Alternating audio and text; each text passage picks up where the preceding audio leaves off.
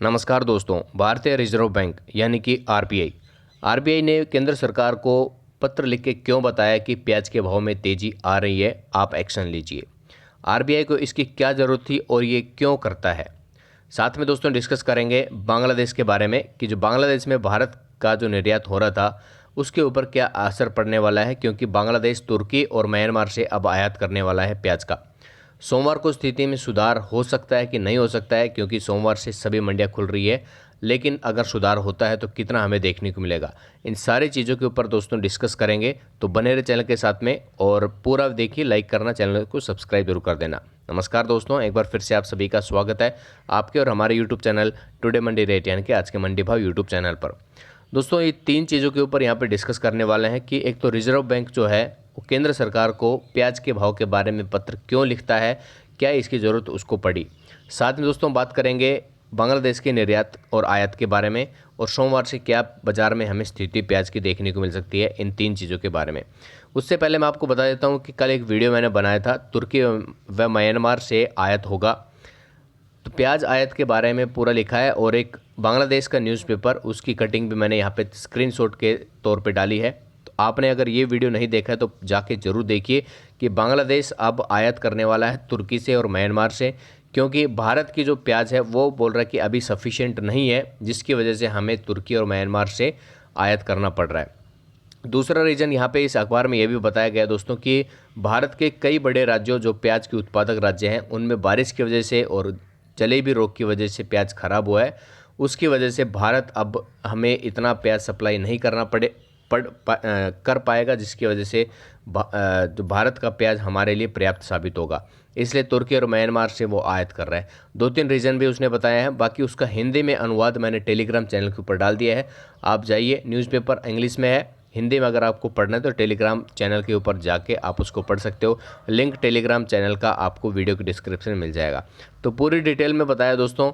तो ये एक अच्छी खबर भी है और बुरी खबर भी है। अच्छी खबर इसलिए है क्योंकि प्याज भारत में अब तेज़ी की तरफ जाएगा, क्योंकि इतना अभी सफिशिएंट प्याज नहीं है। जो अगेती फसल होती लगभग ख़राब हो चुकी है बारिश की वजह से और जलेबी रोग की वजह से, और नई फसल जो मार्केट में आने वाली है उसमें अभी समय लगेगा। इसलिए जब तक प्याज के भाव आपको आसमान छूते देखने को मिलेंगे।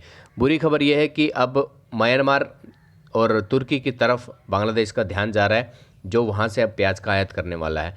तो आयात के ऊपर तो लगभग मुझे नहीं लगता कि इतना असर देखने को मिलेगा, लेकिन हाँ एक अच्छा संकेत कि प्याज के भाव अब तेज़ी की तरफ जाते हुए आपको भारत में देखने को मिलेंगे। बात कर लेते हैं दोस्तों, रिजर्व बैंक ने केंद्र सरकार को प्याज के भाव को लेकर पत्र क्यों लिखा। तो हम आपको बता देते हैं दोस्तों कि प्याज के भाव को लेकर ही पत्र नहीं, लेकिन रिजर्व बैंक ऑफ इंडिया का एक रिस्पॉन्सिबिलिटी, एक उत्तरदायित्व ये भी है कि सरकार को आगाह करना कि कौन सी फसल का भाव या फिर कौन सी खाद्य तेल का या किसी भी चीज़ का भाव बढ़ रहा है तो उसको आगाह करती है, ताकि सरकार एक्शन ले सके। तो ये एक उसका उत्तरदायित्व है केंद्र सरकार को की तरफ। अब बात कर लेते हैं दोस्तों, ये पत्र क्यों लिखता है। पत्र इसलिए लिखता है दोस्तों कि मुद्रास्फीति की दर को मेंटेन करने के लिए पत्र लिखा जाता है। अब सबसे पहले तो आपको ये पता होना चाहिए कि मुद्रास्फीति होती क्या है।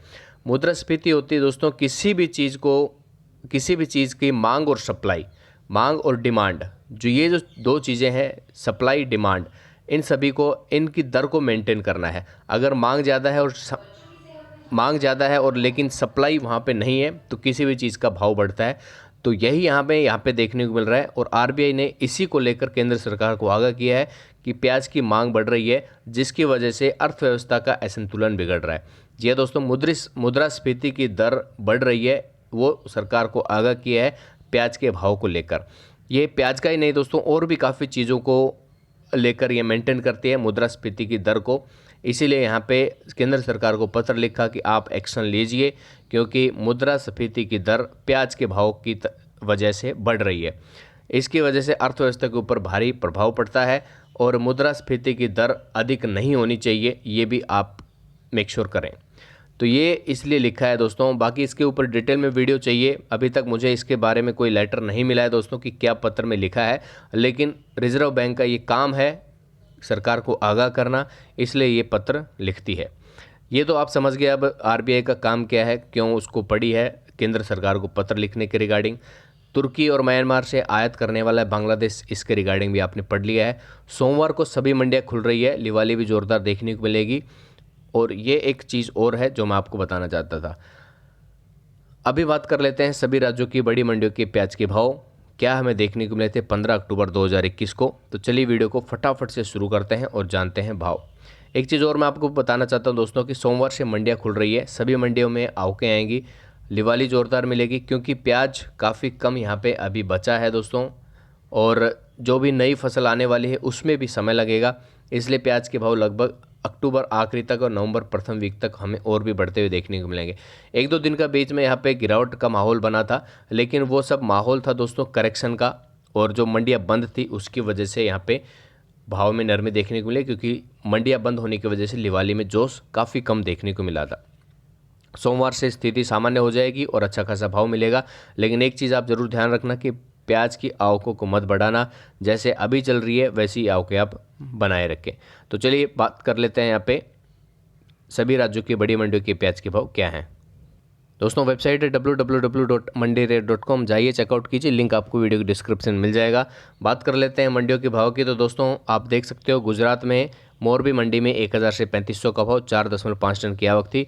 हरियाणा की बल्लभगढ़ मंडी में 3000, गोहाना में 3000, जखाल मंडी 4200, नारायणगढ़ में 3300, नरवाना में 3500, शाहबाद में 3800 और शाहजतपुर में 2900 रुपये प्याज बिकी है। हिमाचल प्रदेश के बुंतूर में 4600, मंडी में 4200, मंडी तकोली में 4500 और सोलन मंडी में 3800 रुपये। केरल की यहाँ पे बात करें तो केरल के आंचल मंडी में 6300 का भाव है, बाकी मंडियों में अच्छा खासा भाव 4000 से ऊपर का। मध्य प्रदेश की देवास में 1500 रुपये और खांडवा मंडी में 1800, मैं अधिकतम भाव यहाँ पे बता रहा हूँ दोस्तों।